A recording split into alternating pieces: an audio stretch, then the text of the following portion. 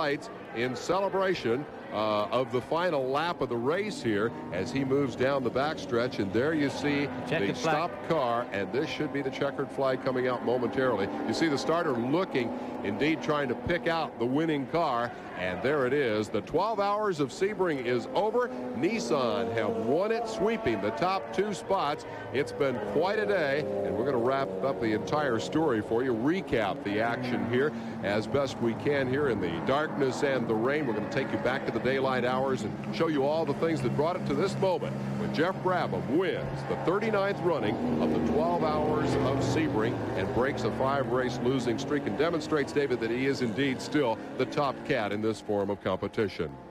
Well, he certainly is, and of course his brother, his first time ever in a GTP car. I mean, talk about a baptism by fire, one of the worst conditions I've ever seen in an endurance race, and Gary just jumped in that car on Thursday afternoon and was up to speed almost immediately. Never driven a GTP car before. Driven a lot of powerful machinery, very, very well in British Formula 3 and Formula 3000 championships, but obviously really kept his end of the driving team up today. And I think we need to make clear for those who were tuned in on our 4 o'clock show that indeed it was big brother Jeff who took the long spin and slide in the rain and got that car off course. It was not Gary, as had been reported to us at that time. Your winner is on his lap of honor here at Sebring, and a well-earned honor indeed. In the most difficult conditions perhaps in the history of this race, Jeff Brabham has won it. The Nissans have swept, and we're going to come back and have the entire story for you as you review the top 5. We'll be right back. A Sebring salute to the winners from the corner workers who have perhaps suffered as much as anyone here today. They've been out there in the rain and the wind and the chill all day long doing their best to ensure the safety of the drivers. The man they are saluting is Jeff Brabham. His car wheels onto the checkered surface of the start-finish line here, which doubles as victory lane. David, it's an experience you never had at this racetrack, although you did it a great many more. I know you can appreciate how Jeff Brabham feels right now. Not as many as I'd like to have done. I never won one of these classic races. The only one I won was the Monza 1,000 kilometers, which was part of the World Championship for this type of car. But I would dearly love to have won either Le Mans or Sebring, or both, preferably.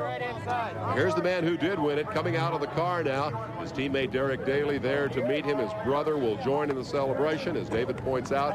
Gary required the best. Gary right there offering his congratulations to Jeff. And indeed, it is going to be a happy party. And as we said at 4 o'clock, the sons of Sir Jack have done right well here today. They've done very well here today. The whole family, of course, has got the most amazing history in racing. Jack Brabham won the World Championship 3 times and collected himself a knighthood. Jeff has done tremendously well over here in the States. Gary has raced successfully in Europe. And now their younger brother, David, who a lot of people say is the best of the 3, is doing extremely well in Formula 3 and, of course, did a year of Formula 1 last year. So a great racing tradition in this family. And the celebration today is a special one for Jeff because it puts him back on a winning track. He is seeking a 4th consecutive Camel GT championship, and to get that, he badly needed to get back on a winning track. He has done that here tonight, and certainly hopes that this bodes well for the rest of his season, because he had not won a race since last August. His teammate came second today. The 3rd place finisher was the Daytona winning Porsche team, and we'll have more about that in a moment. Right now, I think it's time for us to go join the party. Let's go to Marty Reed. Jeff Brabham, congratulations on what is one of the most rain-soaked but exciting finishes that we've seen, and we just lost all our lights. I hope everybody can see you. Well, it was a hell of a day. I mean, it was very tricky out there, and you know, the Nissan ran great. The only problem it did was the windscreen wiper didn't work, and you know, that was a bit of really hard at the end of the race. I really couldn't see anything, but Gary did a great job, Derek did a great job, and the guys were fantastic. Hey, Derek Daly, 'tis the luck of the Irish. I mean, St. Paddy's Day 2 times in a row? I'll take it any way it comes. I mean, what a roller coaster racing can be, but today was a typical example of how you can be up, think you're looking real good, be down, and then suddenly back up again. Everybody did a great job with this team, though. It's the best. Gary, I remember talking to you the first time you got in the car, and all of a sudden the clouds just opened up, and talk about pressure, the car was in the lead at the time. Yes, it was a good initiation for me. But the car went very well, and it was no problem to drive. So I went out in the lead and came back in the lead, so I hope I did my bit. Well, you can see it's a happy bunch down here, the number 83 Nissan team. Kid looks to be about 16 years old, but I think he's got a great future, David. Well, I'm sure that'll set him on the road to success. He nearly had a drive with one of the private Nissans that's run in this country, but unfortunately the whole deal fell through right at the end, so he was rather disappointed. But he's now living here in Florida, so I'm sure that this will certainly help to put him on the driver's map. Well, indeed it will, and the prize money that they'll split up here, $400,000 for this 39th Sebring, will also fit well in all of their pockets. And keep in mind that in the Camel GT Championship battle, this is a bonus point race. There are bonus points paid both at Daytona and here at the endurance races, the longer races, and as a result, Jeff Brabham will pick up additional points here for the victory. We're going to run you down through the field. Chip Robinson second in the other Nissan. Massimo Segala was in the number 6 Porsche, the Yost Porsche, the team that won Daytona, as they took the checkered flag in 3rd spot here today. And the other team car with Frank Jelinski at the wheel finished 4th. 3rd and 4th place finish for Porsche behind the sweep up front for the Nissans. And finishing in 5th was another young star of the future, Scott Sharp, at the wheel of the Chevrolet Spice. 6th place finish to Davy Jones, the Jaguar hanging on despite all their problems. They came back from a long way down. They were 19 laps down at one stage, and they made a big comeback towards the end. I expect they wish it was a 24-hour race. Jim Pace was piloting the Camel Lights winning car, which finished 7th overall and 1st in class. And at the finish, Max Jones was at the wheel of the GTO winner, right behind Pace in 8th spot overall and 1st in class. Jim Adams in that number 10 car had a spin just in the last hour of the race that cost them a couple of positions. They come 9th. In 10th spot, the number 30 with Helmut Mundus at the wheel, another Porsche. Jeremy Dale's car, which led early on in the GTO class, finished 11th. Osteen is 12th, and that would be, I believe, 3rd in the O class, and Dorsey Schrader 4th in GTO with day-long visibility problems. Pete Halsmer finishing 14th overall and 5th in GTO, and Jay Hill was the Lights division runner-up with a 15th place overall finish. All of these finish positions unofficial at this point. Willie Ribbs dropped out very late in the race. The Toyotas had a good day going and settled for a 16th place finish. Smith 17th, Leitzinger, Walker, and Job rounding out the top 20. David? I think the Smith car wants a bit of mentioning, because that was that stock standard ZR1 Corvette that we saw, not a racing car at all when it started life. Heavily modified from its production trim, but nonetheless a street car when it came here. Taking you all the way back down through the field, all the cars that started and about half of which finished this long, grueling day at Sebring. A day in the rain, a day very unlike most Sebring 12-hour battles.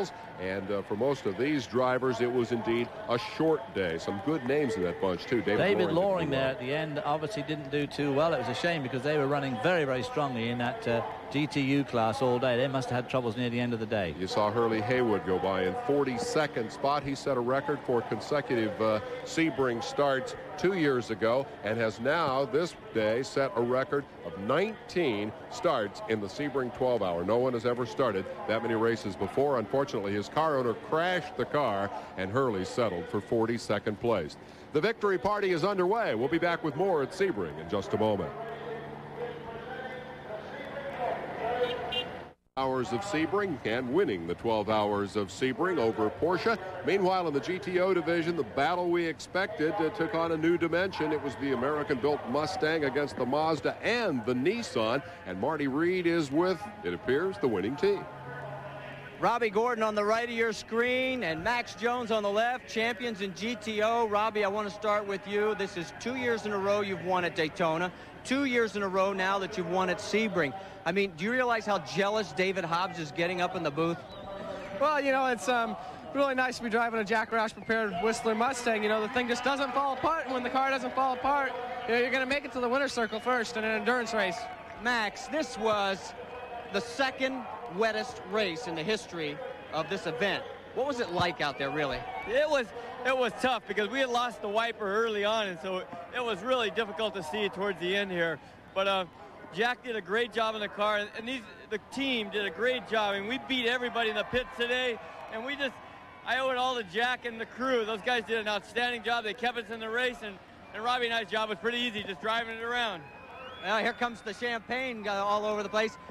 Reminds me of Daytona. Where's Dorsey? Usually he's got whipped cream for the you and I. Yeah, and, you know, he's down over there by the car. You know, we just did the best we could all day, and I'm really fortunate to be with Roush Racing, and I want to thank the crew for everything they've done. They busted butt again to run a flawless race. The one last question I want to ask you, you guys got a new car coming out in Miami, and you're chomping at the bit, and you're still winning in the old Warhorse. Yeah, it's really nice. You know, last time Roush came out with a new car, Pete Halsman was driving for him, and they sat on the pole and won the race and led every lap. So we're looking forward to Miami.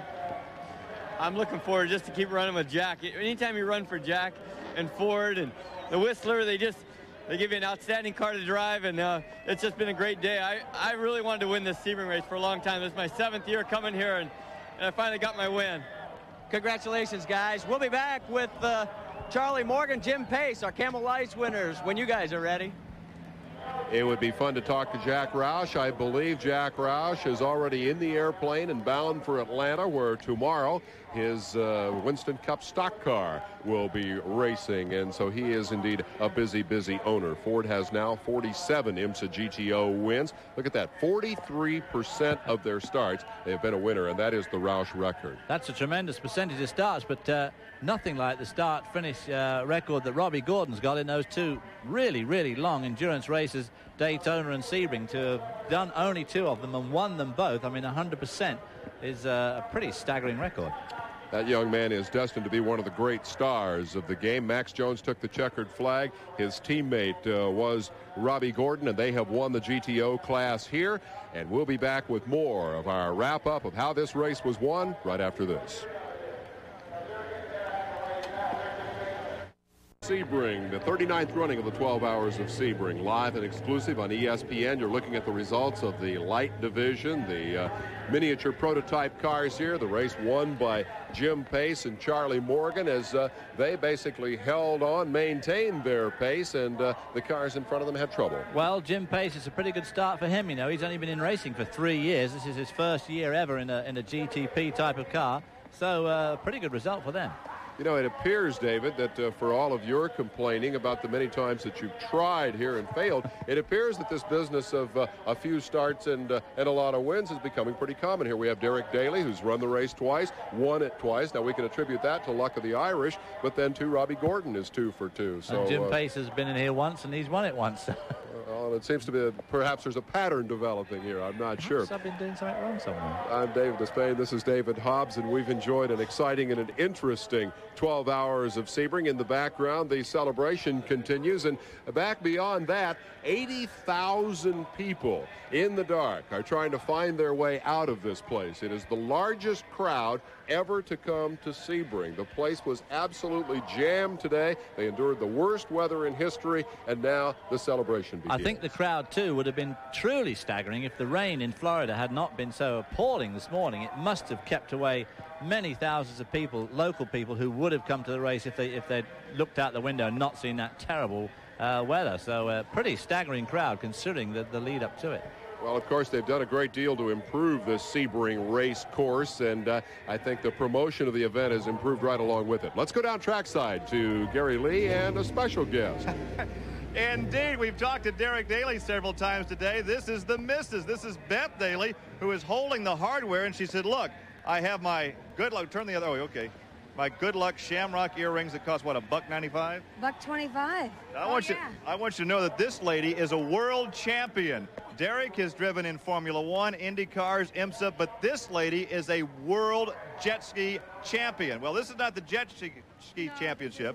No, this isn't, but we're real proud of this today. Luck of the Irish, and I'm not going to market my earrings, but I know I got them at the drugstore for $1.25, and they're plastic, but they brought a lot of luck, didn't they? And Derek told us his mom and dad are watching right now live in Ireland. Happy St. Paddy's Day, because over there it's about, what, 3:30, 4 o'clock in the morning. Faith and Bigori, God be with us. Hi, Nellie and Jim.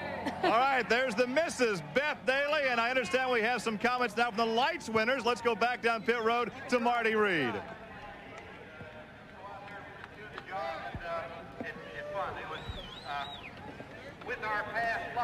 Go ahead. Jim Pace on your right, Charlie Morgan on your left, our Camel Lights winners. Charlie, let me start with you. You were talking about how tough this race really was with this weather. Tell you what, out here at night in a driving rainstorm, this place is tough at night anyhow. In a driving rainstorm, it is incredible. Our car was very good, and Jim did a heck of a job, and this first win for the Kudzu did a terrific job. Strategy, once you saw the Acura down with severe problems, what did that change for you guys? Well, basically, it didn't change anything. We continued to run the plan that we had earlier. We anticipated that the Acura would probably jet away, try to run a faster pace, and we continued to maintain sort of a consistent pace. And once it was out for a few laps, well, then that just reaffirmed that the plan we had to begin with was a good one. We stuck with it to right up to the end. Were there any times in the race where you thought, we just aren't going to make it, there's going to be an electrical, there's going to be something that just isn't going to work? I'll tell you what, you start, we had those long periods with the pace car out. You're starting to listen to the motor, and you're checking the voltage, and all you have to do is sit there and worry. And I was in the car for about 4 hours during a lot of the rain early, sitting there worrying about half the time. But. Well, you don't have to worry anymore. Champions, 12 hours of Sebring Camel Lights. Congratulations. It was very good. I want to say hey to all the folks back home and a very special girl in Texas that couldn't be here. How do we get out from here? Back the way you came. What do you say? How do we get out of here? Well, wait a while, because the traffic jam after this thing is going to be monumental. I think what we'd like to do here in a moment is take a little deeper look at that Camel Light story, because it was pretty interesting, David. But the boys there are certainly very happy with the outcome. Yeah, let's go ahead and take a look at that. The pre-race favorite in this event was the car that had swept the first two races this year at Daytona and at West Palm Beach. Parker Johnstone, the driver of the number 48 car. That's the Acura that literally ran away early after sweeping the first two events. And the big question, can anybody do anything with this car, or is it invincible? The car that pursued was the Ferrari with the new power plant, and probably a little better shot than it's had in the past, a little more horsepower from that 4-valve engine. But the big break came when the Acura pulled off the racetrack. To win, you must first finish, David, and this was a faulty gearbox. Yeah, they had a faulty gearbox, but they did the classic thing in these endurance races. They did not give up. And the mechanic set to work, or the driver set to work with a will as a mechanic, and change the internals of the gearbox under close supervision, of course, from his teammates and the mechanics on the team. Parker Johnson, his co-driver, took out the internals of the gearbox. Here he's taking off the nose. You can have a look at the car. He's decided to rest a while he thinks what to do next. Doug Peterson, by the way, is the co-driver. I was going to say their problems included this. In order to get the car out of harm's way, they had to get it up on the wrecker, and then, of course, the wrecker, in this case a flatbed tow truck, promptly got stuck. Here is Parker Johnstone. Now, he is on his way back to the car with parts to try to fix it. The rules specify that the drivers must do the work, and so here is the work going on the gearbox. That's right at the back end of the automobile, and what they were endeavoring to do was fix third gear to at least be able to get the thing back to the pits where they could effect a proper repair. And so you see the work going on, and hard work it is, and the rules very specific about who can perform that work. And so perseverance is the key. They are hard at it here. Now here goes Parker, 40 pounds of gearbox, and he's got to lug it 3/4 of a mile through the infield like a track star here with this weight like an albatross around his neck. These guys really wanted to stay in there. There's their chief mechanic in the black there with the headset on. Let's hear from Parker Johnstone. Not exactly what you had anticipated happening today. Was there any indication before it let go? Well, not at all, because the BF Goodrich Comtech Acura NSX engine ran 24 hours at Daytona flawlessly. And as you can see, it's not an engine problem. Honda reliability doesn't let things like that happen. It's a gearbox problem. And this track is so brutal in comparison to the smooth track like Daytona that what Doug told me over the radio is that he hit one of the bumps in the back and popped out at 5th gear, apparently broke a tooth, and that tooth went through the gearbox instantaneously and seized the gearbox. He was able to get back around, thought he had the gearbox back. He wasn't sure that the problem was as bad as it was. So when he came around this final corner and turned forward, finally packed in. But the rest of the car, the BF Goodrich tires, the NSX motor, the rest of the preparation was flawless. I just think Sebring got us. I think when old Parker Johnson goes to bed, he says, BF Goodrich Comtech Acura NSX is so reliable. That's a man. Not even out of breath after lugging that gearbox, and has the presence of mind to get every single sponsor in there. The point, of course, is absolutely awful, isn't it? The point, of course, is they need to fix that car and get back out there to continue to try to collect points, and they did precisely their job. They got third gear repaired, and per the rules, got to have your helmet on. There is Peterson standing by and manning the radio and passing on instructions from the crew about the repair. The car is missing its nose, which was damaged in the mishap, but lo and behold, watch here, after about an hour and 15 minutes, I believe, in that location, the car fires up and they wheel it around and take it right back out onto the racetrack to get it back to the pits. Now, this is just stage one of the repair because the car only has third gear, so they still need to get back to the pits and effect a full repair. And here they are back on pit road. This is the kind of determination that is the key to endurance racing. Time for a banana once you've done your hard work. Well, he's carrying all those weight around. He's got to have some potassium to refill. You saw the original driver when he was working on that gearbox. You could see the sweat dripping off the end of his nose and his chin. I mean, it's hard work out there. Meanwhile, the Ferrari had problems of its own, a crash, and indeed crashing with its teammate car. The two Ferraris clunked together in the heavy rain. This was about 4:15 while we were on the air with our exclusive live coverage. And so, unfortunately, the Fanati entry going behind the wall. Now, for a brief time, that left that car number 33 that we saw just earlier this evening, at least contending for the lead, but Jay Hill and Almo Capelli had some problems of their own. That was the work Spice, the Hawaiian Tropic Spice. We saw that driven by two other drivers a couple of weeks ago at West Palm Beach. That took the lead in that class for some time, but later on in that awful rain in the dark, it finally had a bit of a spin, clipped the wall, and took its own rear wing up, and then dropped them back badly. And thus did Charles Morgan and Jim Pace inherit the lead and indeed the victory. And the Acura boys finally had an opportunity to have their dinner about 11 o'clock at night when they reported that they had finally passed that 80 car. Here are the results in the class. And Parker Johnstone of Johnstone's Transmission Repair comes home with a 5th place finish in the division. Quite a story here at Sebring. We'll be back with more right after this.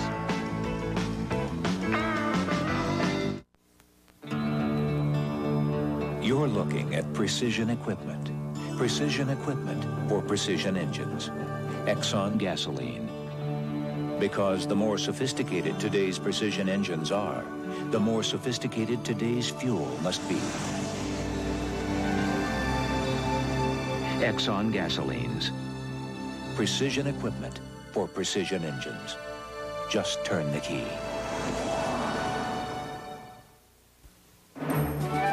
It's part of the celebration and part of the game.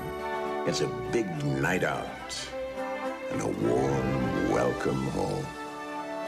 When the job's well done and you call it a day, it's there.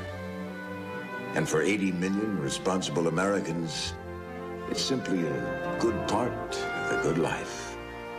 It's beer. A message from Budweiser. The same battery that has started 9 out of 10 NASCAR winners since 1977 also starts millions of cars all over America every day. Die Hard. More power when you need it most.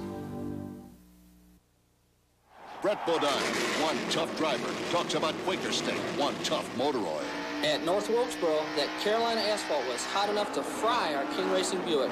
Our engine was running hot, 240 degrees, and I had to keep pushing it over 8,000 RPM. Now that's when you start worrying about your oil's viscosity breaking down.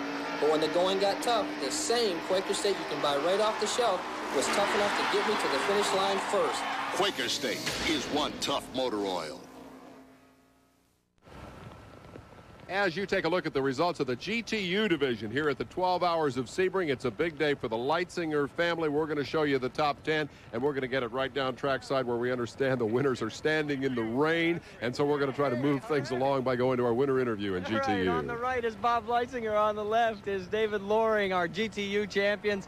And the only problem you had all day, and what a day for it, from what you told me, was no windshield wipers. Windshield wipers quit when David was out for his next to last turn, and it was rather difficult. I got in the car after it, and it was very difficult without it. So actually, how many hours were you running without wiper? Oh, I don't know. It's more than I wanted to remember. It was just a problem of keeping the car on the racetrack and trying to get around. Well, you know, Chip Hanauer was racing in the Firehawk Series yesterday. He's a hydroplane racer. Do you think we could have gotten him out here? Yeah. That's what we needed, yes. I mean, Florida's supposed to be known for sun. What's this? Well, you could have put skid fins on it. Now, what else? I mean, you took the lead, what, 2 hours into the race? I believe it was about an hour and a half into the race, took the lead. Because the first gas stop right after that, we took the lead. And we never let it go after that. So Nissan didn't miss a beat all day. Well, we actually did have a problem. We dropped a spark plug about 6 hours into the race when we had a fairly substantial lead. And the crew did just a wonderful job. They cleaned it all up. They got us back on the racetrack, back into the lead. We only lost maybe 3 or 4 laps. We had a pretty good cushion. Our Toyo tires were just superb. It was real treacherous a lot today, and we had just great rain tires, and the car worked fantastic. Well, on a serious note, IMSA wants you to go out and find that dropped spark plug before you come back. It dropped into the cylinder. That was the problem. Yeah, bad news. Congratulations, guys. We're going to throw it to Gary Lee. He's with Chip Robinson. Gary? Well, Chip, the driver of the second-place Nissan, has been very thank you. I've been out in the rain all day. Has been very patient standing by because you wanted to say hi to your dad who's watching in New Jersey. Yeah, Dad, how you doing? I'm sorry about that, but we'll get him at Miami. I have talked to you many times in Victory Lane with great exuberance and jubilation. It was not the case this evening. It looked like for a while that Derek, with his problem, had handed the victory to your 84 car, and then you had a problem that you really didn't anticipate. No warning. Well, that's right. You know, when I went back out with about 2.5 hours to go, I was pretty confident we were going to be in a good position to challenge for the win, and it turned out that way. We got the lead with about, I don't know, half an hour to go or something, and then with 20 minutes to go, the ignition box stopped working, and luckily it was at pit entrance, and we could get in the pit lane. We managed to salvage second. I think the key is to have them move this race, because when it's on the weekend of St. Paddy's Day and Derek Daly is driving the other car, you guys... Well, I don't know. It's 2-0 now, isn't it? So that is something to consider. But, you know, they did a great job. This whole team is so good. You know, strong driver lineups in both cars. And, you know, it was a close race all day. I mean, we were going down to the wire there, and it was... it's tough to give them up that way when they're that close. You know, it's pretty disappointing, really, for me and my co-drivers, Bob Earl and Julian Bailey. The comment was made that it's tough enough to finish a 12-hour race. For a team to finish 1 and 2 is a real compliment. You've talked about the team, Jeff has talked about the team, and Derek, but we can't underscore enough the importance of all those guys that really never get the spotlight. Well, you can't, you know, and they work so hard. I mean, they've been working this weekend 15, 16-hour days for the last 3 or 4 days, and it's brutal for them. You know, they got to work so hard, and they just do a fantastic job. To have 2 cars run that strongly for that amount of time, especially here at Sebring, is a real tribute to their efforts. But this was only once around the clock, 12 hours. We've got one coming up in a few weeks, or a couple of months, actually, twice around the clock. You ready for Le Mans? Well, hopefully we will be. You know, we've been working hard. I think we ran real strong at Daytona. We finished second there, and that was a good practice for Le Mans. And I think we'll be in good shape by the time June comes along, and we'll be over in France. Disappointing this evening, but we'll have a chance to talk to you in Victory Lane again. Right. Thanks, Chip. Gary. Thanks for hanging around. Thank you. Well, it was very easy to see the disappointment in Chip Robinson's face and hear it in his voice there. To come that close after that long is terribly frustrating. Well, that's true, but if I was you, Chippo, old sport, I'd be very lucky that you finished second, because he put his finger right on it when he said that the spark box quit right at pit entry. If that had been me, it would have quit right as I went past the end of pit road. I think the other thing we should point out, David, and he alluded to it, is how close this race really was. Those 2 Nissans were essentially on the same lap all the way, and either of them could have won the race. In an endurance competition, that's a tight race. Well, that's true, but it was a knockdown, drag-out affair right from the beginning, with both the Porsches and both the Nissans absolutely duking it out there, and it had a tremendous race through very, very thick traffic. A lot of pretty hairy overtaking went on. These guys were driving. It was like a sprint race. And for them to finish that close together at the end of that time, and the Porsches really were only just 1 lap down, was pretty amazing. And we're going to see those highlights as the crowd files out of Sebring here, 80,000 strong. We'll come back to review that GTP class right after this timeout. We went to the fight capital of the world and asked the fans, who's the greatest heavyweight ever? By far, it's Muhammad Ali. Ripping punches, Muhammad Ali. Who's the heavyweight champion of the world? Sports Illustrated presents Muhammad Ali, the video. It's free with your paid subscription to SI. It brought back memories, things I'd seen and hadn't seen. Palavino, God's former Joe Frazier. He float like a butterfly and sting like a bee. Goes down like a tree struck by lightning. And the Muhammad Ali video is free. How can it be free? It's free when you subscribe to Sports Illustrated. Save over 50% off the cover price. Kind of like Muhammad Ali, it gives you everything. You'll get 23 issues, including the baseball preview and the swimsuit issue for 3 monthly installments of only $9.89. Or you can pay by credit card. This is Ali at his very best. People who never had seen Ali would love this tape. You can't walk away from this tape without being a Muhammad Ali fan. Hold it, you're not that pretty. I'm a bad man. Call our toll-free number now and get knockout savings on Sports Illustrated and get the Muhammad Ali video free. I shook up the world. We're back live at Sebring as Nissan presents the 12 Hours of Sebring exclusive ESPN coverage, 3.5 hours strong here, and winding it up as the fans make their way out of the place. And we remind you that, look here, Marty Reed has a way of getting wet, and he has certainly suffered through this long and difficult day with the people who really did the work down in the trenches, the pit crews, who have had their hands full all day, dealing first of all with the mechanical problems, and then, of course, with the weather that has prevailed here. It's really been the worst Sebring weather-wise ever. It has rained only 5 times in the history of this event. Today, it rained all day. Well, as we saw before in 1965, of course, they had that absolutely torrential rain when the water was up to the sills of the cars, but it didn't last all that long. It was a typical Florida sort of type of storm. But today, as you say, it has rained all day, and look at it now, still raining cats and dogs out there, and this poor crowd of 80-odd thousand people, a record crowd at Sebring, have somehow got to get out of here. And well, it's going to take a good bit more, I think, than that rain to dampen their spirits as they head for home. We're going to go back and take a look at how this GTP race was run. Green flag fell at 10:16 this morning, and Bernd Schneider took off like a scared rabbit, jumped out into the early lead over the Porsche of John Winter, the Jaguar of Davy Jones, and then the Nissans, who at that point were 4th and 5th. The Jaguar had electrical problems early on within the first couple of hours of the race, and they had to replace some of the electronics to try to get the car back on course, and that was the beginning of a long downhill slide.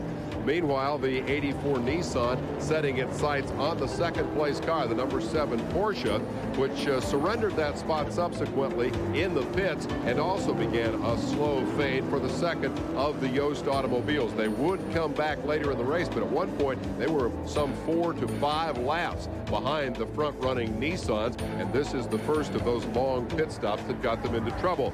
The Nissans came on strong in formation to attack the leader, Schneider, whose brakes had been used up prematurely. And, David, I think the pace just got to him. He went out too fast early. Well, I think he did a little bit. They had a problem with the front brakes, and they wore the pads out quicker than they thought, and they got them stuck trying to get them out. It's one of those typical deals. Here's the first yellow. You've seen this. This was the Acura story. This is the beginning of the transmission episode, and it's relevant here because it brought out the first yellow flag of the day, and under that yellow, we saw Schneider coming in, and that's when he surrendered the lead to the Nissans, and this again was the first of a series of pit stops, but it was definitely not the last that we would see of Schneider. Watch him here, David, as he comes down the inside of the racetrack. There's the 2 Nissans in the lead. Schneider's lurking in the pack. Watch him just pop out to the right there. There you see him going past about 4 cars as he goes into turn 1. Nails 3 going in, and nails 2 coming out. Going around the outside of those guys on that right-hander. All a bit hairy, brakes hard, coming to the complex 3, 4, and 5. And just in front, you'll see the Nissan going out of sight, on which young Schneider's got his eyes firmly set. Right behind the 83 car, coming down that long back straight, about 175, 180 miles an hour. Tries to go in on turn 17, coming up to the pit straight, decides to give it second thoughts. Follows it close. Look how tight he keeps the line there. A bit like Dale Earnhardt, sticking right to the bottom of the banking there. He takes a very tight line, and you just watch him nail that number 83 car as they go into turn 1. The 83 takes a conventional line. Schneider takes a very, very tight line and pulls out a tremendous amount of base, gets trapped behind that little BMW Camel Light car. That Long GTP. Jaguar here trying to play catch up a little bit, or trying to from fourth. Schneider pitted. This time the problem was a broken shift linkage. It was unrelated to the brakes. This was just a mechanical failure.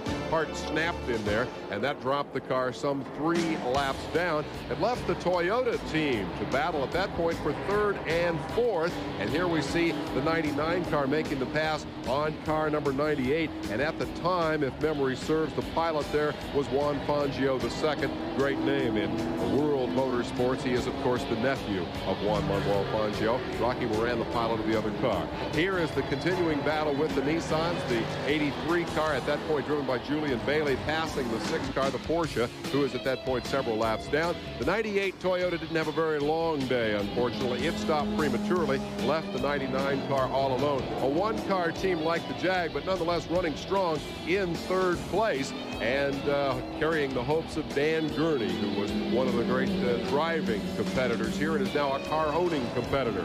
More problems for the Jag. The left rear tire is flat. The body work is gone. Where is the body work? Well, it was left over beside the road when the tire went flat and apparently tore things loose in there. This was the coup de grace for Jones' hopes for a victory. And now a good close look at a 12-hour pit stop. This is Jeff Brabhams surrendering the car to his brother Gary while the team do their work. Take a look and give a listen. Quick check the brake pads there. Determined it all as well, and on goes the wheel. Down at the back. Safety pin. That's the big safety pin there to stop those wheel nuts coming undone. Watch what happens here. As you see that Jeff has gotten out of the car. Gary is in. Door slams, ready to go. And in his very first drive in a GTP car, Gary kills her better than a doornail when they drop the car down off the job. Embarrassment, a little red face in there, but he took the car over in the lead and never did lose the lead during his stint. I had a little misfire after the long yellow. Otherwise, we're in good shape. That was Derek Daly describing the fact that they are in good shape. But look here. Here is Jeff Brabham at the end of that long spin to which we alluded earlier. Now, they have since swapped drivers twice. The rains have come back, and Jeff just went straight off there at something like 160 miles an hour. Had to find his way back onto the racetrack. Now, keep in mind that this is the car that ultimately won the race. But this was his moment of certainly not glory here as he came wandering back through the rain. Again, demonstrates that in these races you do need just that little bit of luck, because that spin could have so easily taken place somewhere else, like here, for instance, where there would have been something to hit.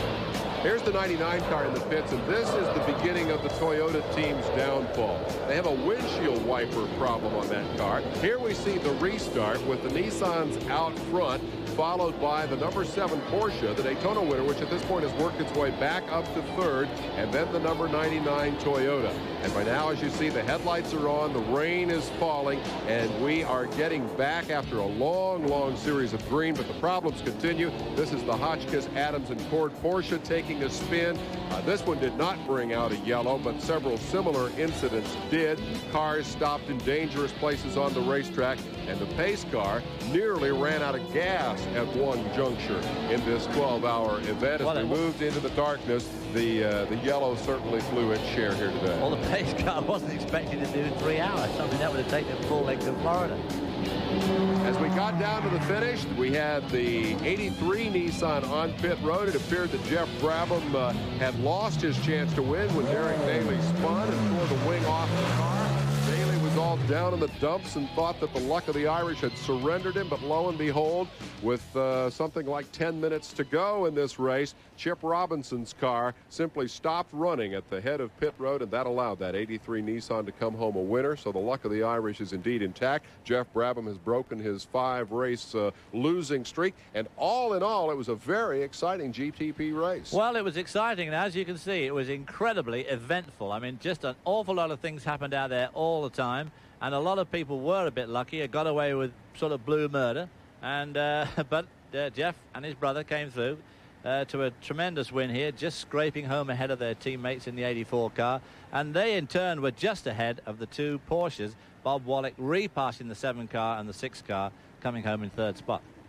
And so in the aftermath, we see the rain continuing to fall.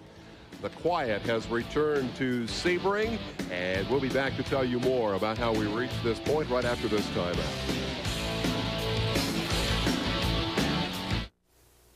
What's that cool going down? What's that chill rushing through you? What's that takes your breath away? That's the taste of real refreshment. That's the real of Diet Coke. That's the taste of real refreshment. Just for the taste of Diet Coke. Warning. Cold starts can be tough on your car's engine because your motor oil might not reach some of its parts for a full minute. Fact, independent lab tests confirm whether it's 35 below zero or 50 above. Quaker State 10W30 gets to all your engine parts faster than other leading 10W30s. At 40 degrees, it's 3 times faster. So don't let cold starts make it tough on your engine. Get Quaker State. It's one tough motor oil.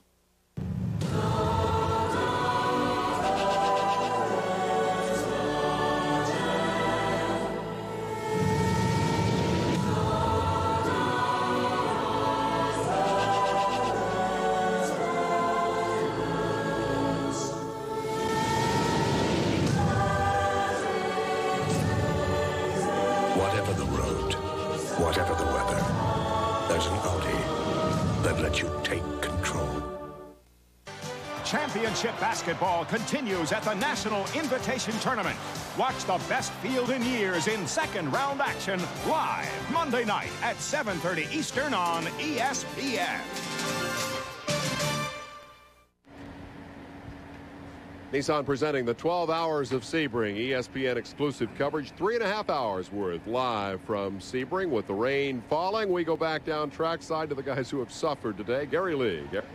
Standing by with Dick Greer, who, along with his co-drivers, won at Daytona in the GTU class, but it wasn't quite the same here today. You had all kinds of problems. Well, you can't have an easy race one week and an easy race the next week. We had to pay for it last week, so we had the drive shaft go out, and starter motor shorted out on us, and a couple trips out to the car and bring it back, so it kind of slowed us down a little.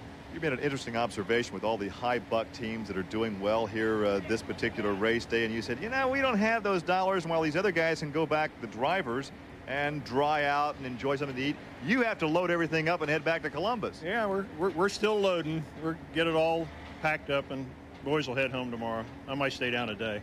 A contractor builds apartments from Columbus, Ohio, so you see it's not all glamorous when you're a driver and you own your own team. Well, let's turn back over here. Marty, you come on in with a couple more drivers. Okay, thanks, Gary. We got Robby Gordon standing right there, and obviously we all look like the wet heads of the 1950s. Charlie Morgan on my left, Robby Gordon on my right, and they've been voted by the media, both national and local, as the Exxon racers of the event. And congratulations, guys. Thank you. You know, it means a lot to the team and everything. You know, we just worked hard all day.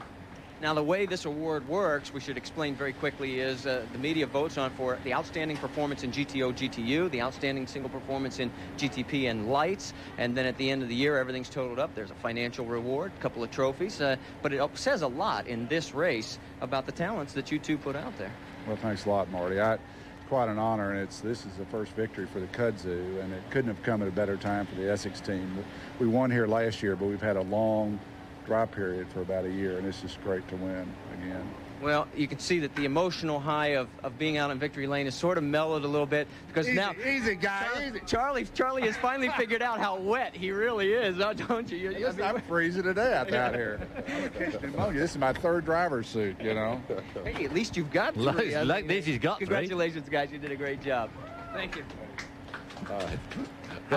How can a man who speaks so slowly drive so fast? A lot of those guys down in that part of the country, as a matter of fact. That Kudzu, by the way, is worth an additional mention, I think. That, of course, is Jim Downing's automobile, and Jim's a slow-talking Georgian, and named his car, I guess, after the state plant of Georgia, the Kudzu plant, which is everywhere there. And they're very proud of that car. He raced it himself, and now they've built it as a for-sale car, and that's the first one they've sold, and it's won the race here. Well, of course, Jim Downing has been a big Mazda man all his life, and now is the team manager for the GTO team that did so well this afternoon as well. So he's got cars out there bearing the family name, the kudzu, which is the plant that's creeping all over the southeast of the United States. And, of course, he's also the team manager for Mazda. The party continues. I think it's worth noting that the fellow by the name of Gary Lee Javery came here. He was the first man in line to come to this race in the spectator area, and he arrived a week ago Wednesday. And he's probably still over there in the arcade playing the video games. We'll be back.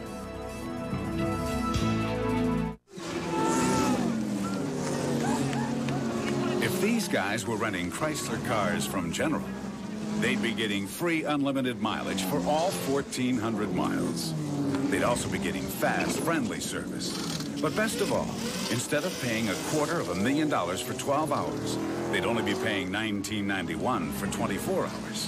Which is why at just $19.91 first day, the race is on to General. Tommy Lasorda with a way to help you lose weight that's going to shake things up. Ultra Slim Fast Fruit Juice Mix. Juice it up, lose weight, feel great. Mix it with your favorite fruit juice. Juice it up, lose weight, feel great. It's a delicious, nutritious part of the Ultra Slim Fast plan. Juice it up, lose weight, feel great. New Ultra Slim Fast Fruit Juice Mix. Give us a week, we'll take off the weight. My wife sent me to Payless for some shoes. I didn't even know Payless had men's shoes. Well, right away I liked the place because there's no salespeople breathing down your neck. And they got all the shoes out. So you don't have to keep saying, you got this in a 10? Have you got this in a 10? For once, I get a pair of shoes I like with no hassle. You ought to call it painless. Right now at Payless, these men's shoes are on sale starting at just $12.99. For shoe shopping that's painless, who'd have guessed? Payless. Common misconceptions about the mountain man. 3, that a mountain man's best friend is his horse. 2, that a mountain man only packs a 6-gun. And 1, that a mountain man only has one favorite, beer. Actually, mountain men are known to favor both smooth bush beer and easy drinking bush light. So, head for the mountains and find out how a real mountain man preserves wildlife.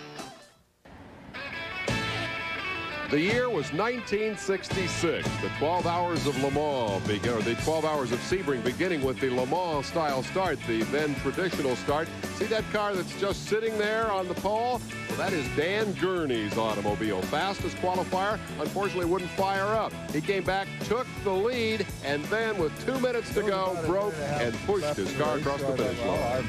I'll push on in, and I had about a 30-second lead.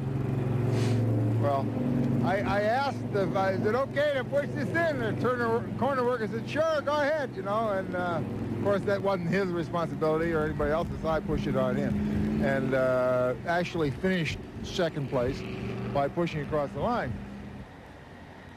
Well, that was Dan Gurney then. Today, Dan Gurney is the manager of the Toyota team that has come up through the ranks of various IMSA classes and is now a full-blown GTP team, and they had a pretty good day going here. We're going to go back and recap that day. We spent a portion of our Saturday with Dan Gurney's team. The two cars, number 98 and 99, piloted by Willie T. Ribbs and Juan Manuel Fangio in the 99, and making the pass here on Rocky Moran, his co-driver Andy Wallace, and doing their bit here. Moran had his share of problems and was not able to maintain the pace that Fangio set. Fangio had a problem of his own.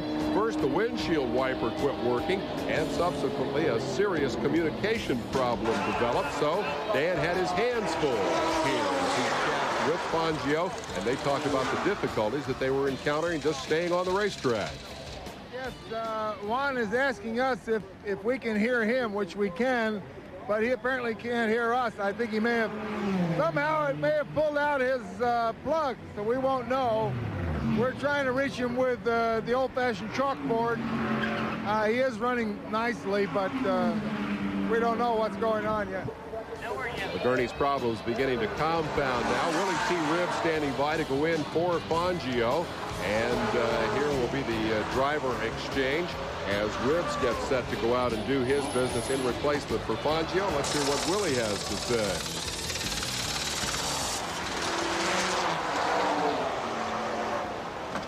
Well, that was what Willie had to say. Willie was about to go about his business, didn't have much to say about anything. The problem was... Not like Willie at all, I might add. That's the first time he's ever been at a loss for words. Rocky Moran's car stopped on course. Mechanical problem in the drivetrain. They didn't even bother to diagnose it. They just pushed it back. That, of course, is Andy Wallace driving that car. Andy Wallace, another man who went to Le Mans once and won the pesky thing.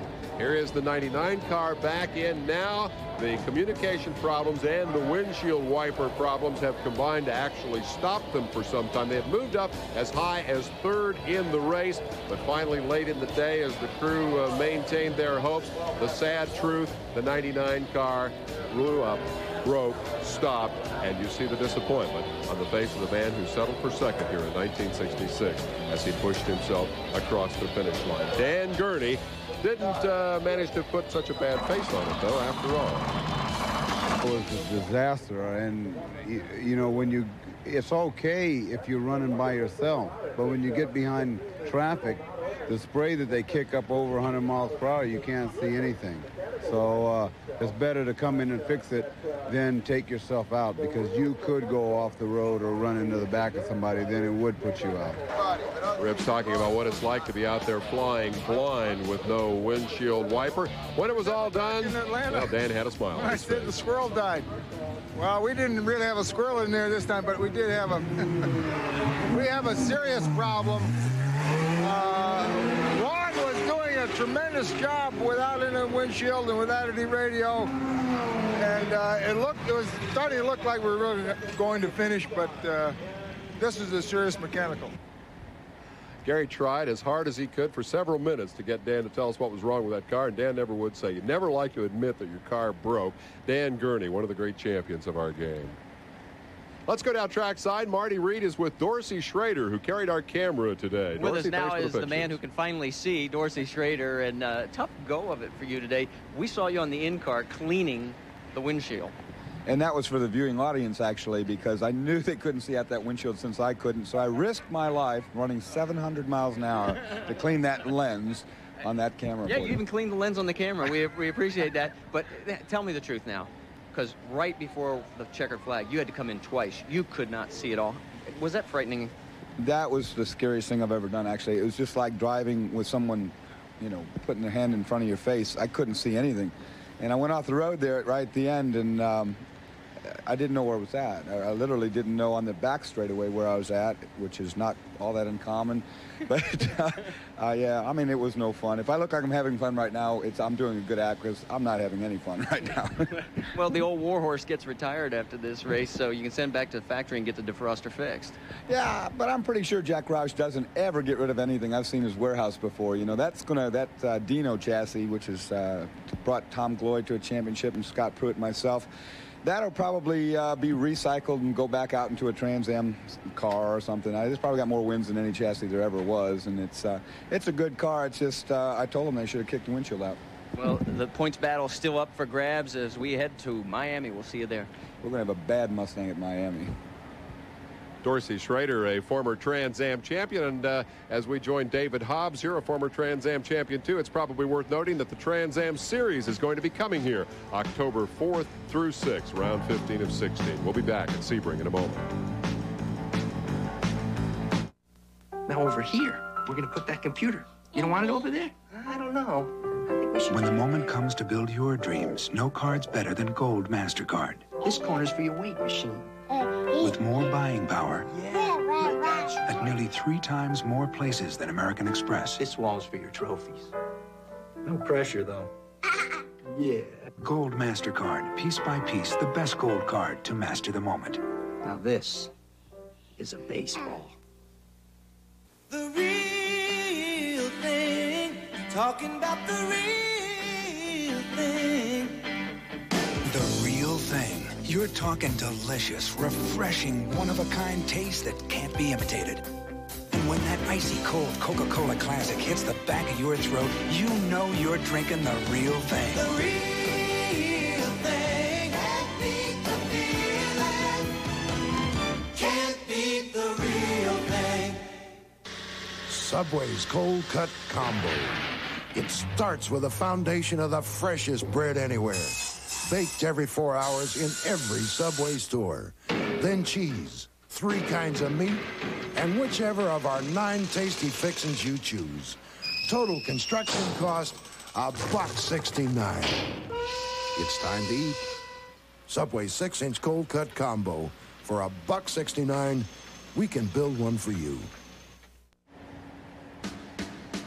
ESPN is live at Sebring, looking back at the 12 hours of Sebring. Meanwhile, we look ahead to the 1991 events upcoming here on ESPN from this Camel GT Series, the traditional Memorial Day Lime Rock event, the Camel Continental coming up on June the 30th, live from Watkins Glen, live coverage of the G.I. Joe's Grand Prix from Portland on July the 28th, and the Grand Prix of Greater San Diego, Del Mar, California, October the 13th. All yours here on ESPN. Later on this evening, midnight Eastern time, we will have the IndyCar season opener from Surfers Paradise in Australia. That, too, live. So you're seeing a lot of live motorsports here this weekend on ESPN. You see fire and rain at Sebring, and that has been the story of this 1991 race. Predominantly the rain, the fire in the background in the spectator area. We're going to take one look at this Mustang saga of limited visibility during the course of the day. The battle for the GTO Championship. How the race was won here at Sebring. Things don't always go according to plan. Here you see the Mustang jumping out front. This is your camera car that was driven early on by Robby Gordon. Jack Roush is the car owner and splitting his interest this week between the 12 hours here at Sebring and the Winston Cup race up at Atlanta, where his car will be competing tomorrow with Mark Martin at the wheel. The master tactician and strategist and the master of car preparation, but a lot of problems during the course of the day. Here comes the first pit stop for the team as they go to work, and at this juncture they were very much in a three-way battle for the division lead in GTO, and we got our first opportunity of the day to hear from former champion Dorsey Schrader. It's very hard for me to relax after I get out of the car because you got to belt in your other driver, and you know you want to make a quick pit stop so your adrenaline gets going again. You might have been tired on the last lap before, but now I'm all pumped up again. Something I have learned over the years, though, is I have to force myself to sit down somewhere, get off my feet, drink some fluids. I could walk around here, talk to everybody. That's what I more than likely would want to do. But if I do that, tonight at 10 o'clock, there's not going to be anything left for me. Well, 10 o'clock has now come and gone, and Dorsey looked pretty much alive and well when we heard from him live there just a moment ago. Here is Robby Gordon climbing into the car, definitely destined to be one of the future stars of American motorsports. He's graduated from the pickup trucks in the desert to the Jack Roush road racing team and put on an excellent show here today along with teammate Max Jones in taking this Whistler Mustang to victory. Schroeder drove the car for a little while, but it was predominantly Gordon and Jones who did the job today, and Marty Reed had a talk with Robby after his driving stint. 4.5 hours in, you're running in second place. How do you feel things are going? Well, I feel it's really good. You know, the Whistler Mustang's just running great right now. We haven't had a problem. We're just laying back, you know, letting the Mazda go a little bit, and I think we have a lot left. What percentage of the car are you using right now? We're running 80%. You know, the 12-hour races have kind of turned into a sprint race now, and you can't run 50, 60% anymore. You got to run 80, 90%. So we're running our car about 80%, and I'm sure the Mazda's running theirs about 80%, so we'll see how it comes out at the end. When do you start making the push? Last 2 hours. And in those last 2 hours, as darkness fell here at Sebring, indeed that car prevailed, and Robby Gordon came home a winner along with his teammate Max Jones. They defeated the Nissan of Jeremy Dale and the Mazda of John Osteen and won their second straight race here at Sebring. We'll be back with more from the 39th running of the 12 hours after this timeout.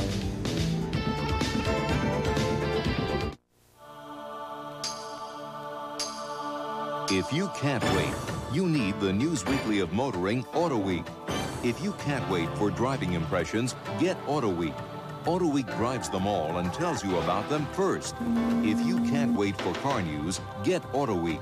Auto Week covers it all. The great old cars, the auto shows. Auto Week's columnists are controversial and fast. And if you can't wait for racing news, get the News Weekly of Motoring. Auto Week races to bring you the winningest coverage first.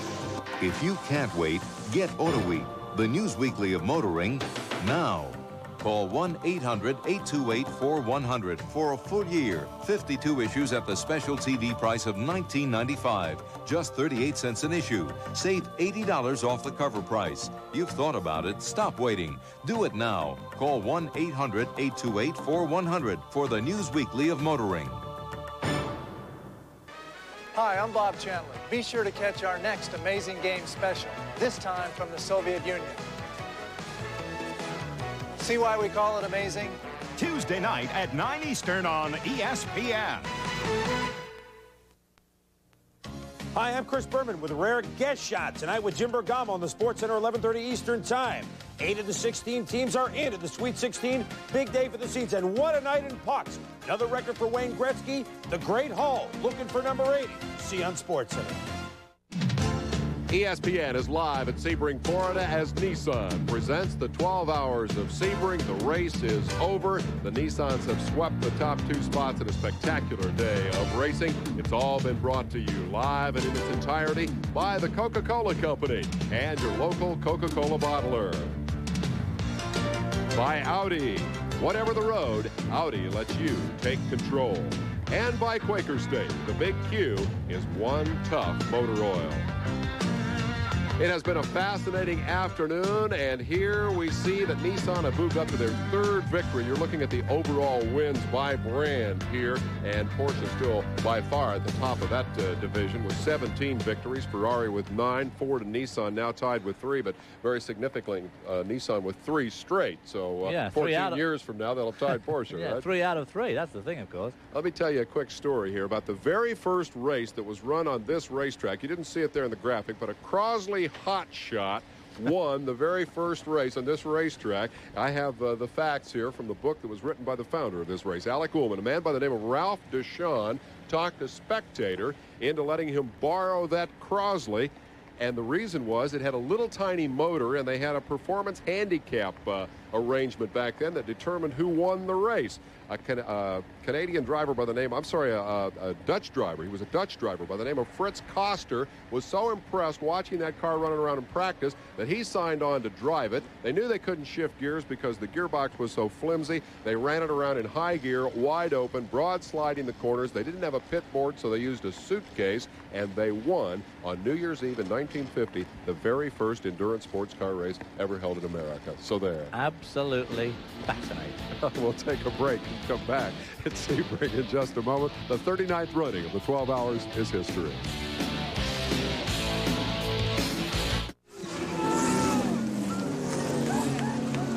If these guys were renting Chrysler cars from General, they'd be getting free unlimited mileage for all 1,400 miles.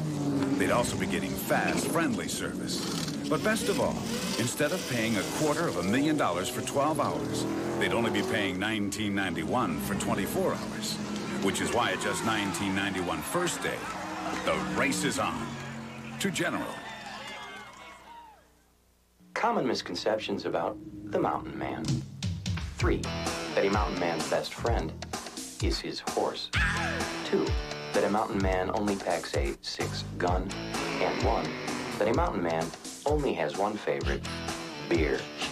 Actually, mountain men are known to favor both smooth bush beer and easy drinking bush light. So, head for the mountains and find out how a real mountain man preserves wildlife. It's tough enough to take you 250,000 miles. Tough enough to take you from Akron to Atlanta, on to Fort Worth and Fargo. It's the Quaker State Guarantee. A guarantee so tough, your new car's engine is protected against oil-related breakdowns for 250,000 miles or 10 years. Hartford to Hollywood. Enroll free at your Quaker State Service Center. You could run out of roads before you run out of Quaker State protection, because Quaker State is one tough motor oil. Well, the battlefield is quiet. The flames begin to burn themselves out in the background. The fans are on their way out of Sebring, and we'll be back with some final comments in just a moment.